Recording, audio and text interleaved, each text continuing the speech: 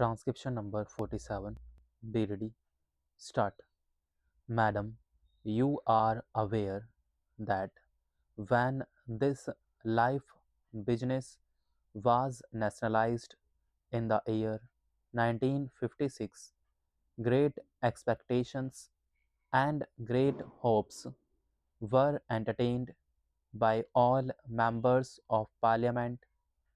In the statement of objects and regions relating to that measure, the finance minister stated that nationalization was necessary and even imperative to achieve the broad objectives of increasing insurance business, to take it to larger areas, including the rural areas, and to give greater returns to policyholder. We have to see after these few years of the working of this organization how far we have achieved these great objectives.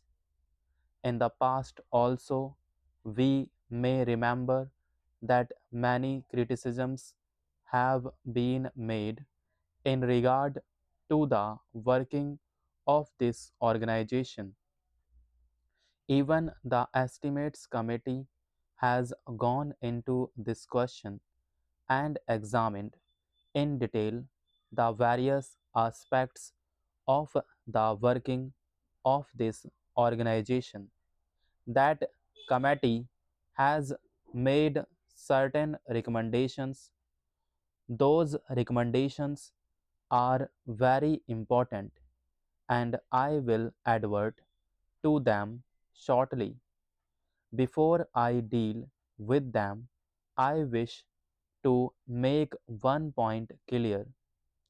In spite of the various criticisms and in spite of the various comments made in the House, in the press, and also through various organizations, the working of this organization has not been improved very much. The report which we are discussing today relates to the year 1966. Obviously, it is a very old document and a discussion on this report at this hour perhaps is too late. Nevertheless, our discussion is important if we keep in view some of the fundamental problems that are facing this organization. This report was submitted in November 1961, that is to say, some 9 months after the period of the working of this organization. I do not know why there should be such inordinate delay in submitting reports. The report, madam, deals with various aspects.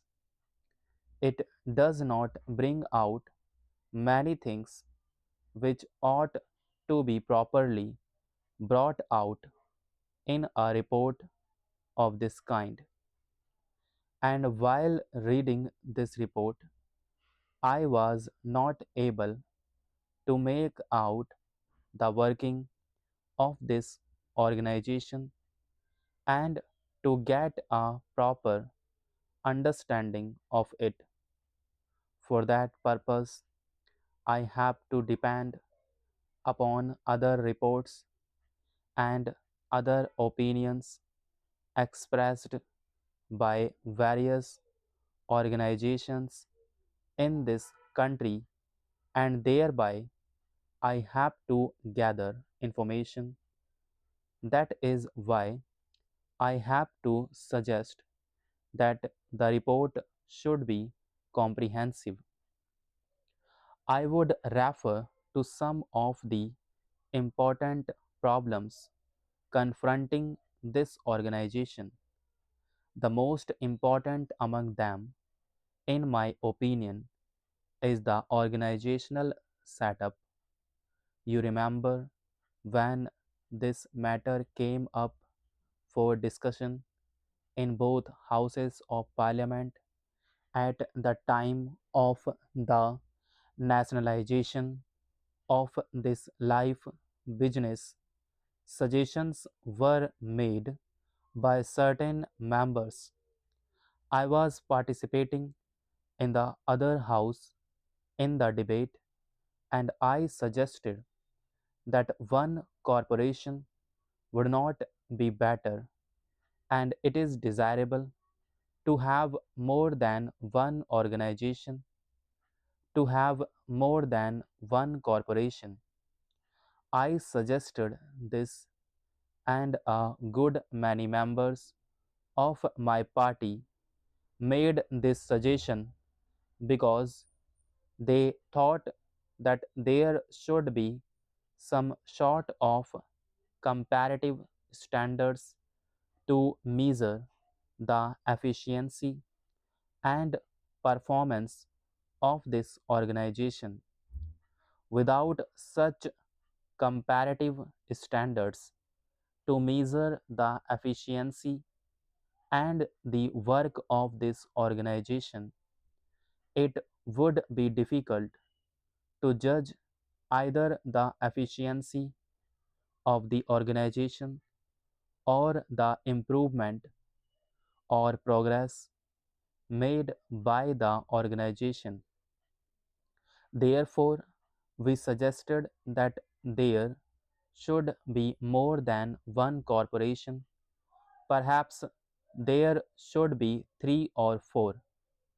Now, after the experience gained, the estimates committee has come to this conclusion that this is a huge monolithic organization whose has been increasing all the time, and that it has not been possible for this organization to fulfill all the expectations and all the tasks and all the requirements that are expected to be fulfilled by this organization.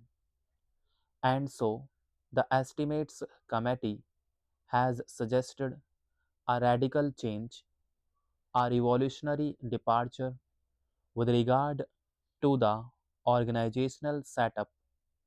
They have advisedly pointed out two alternatives.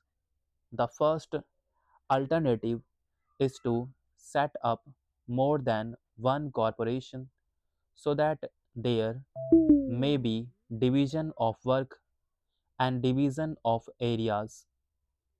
There may also be healthy competition between the corporations so that the country and the people may know which corporation is doing better and which is not doing better.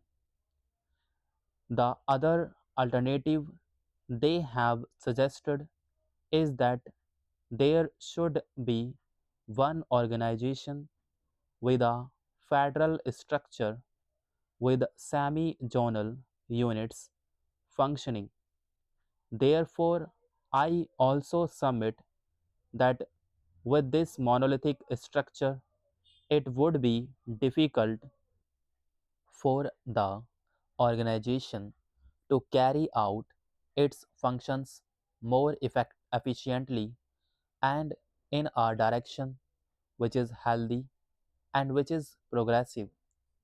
In the first instance, therefore, I would suggest that the ministry should immediately take steps to see that the whole organizational setup is revised and or reorganized so that there may be better efficiency and understanding maintained into the working of this great institution. The organization, as it is constituted, reveals certain inherent defects. The main office is managed by a large number of officials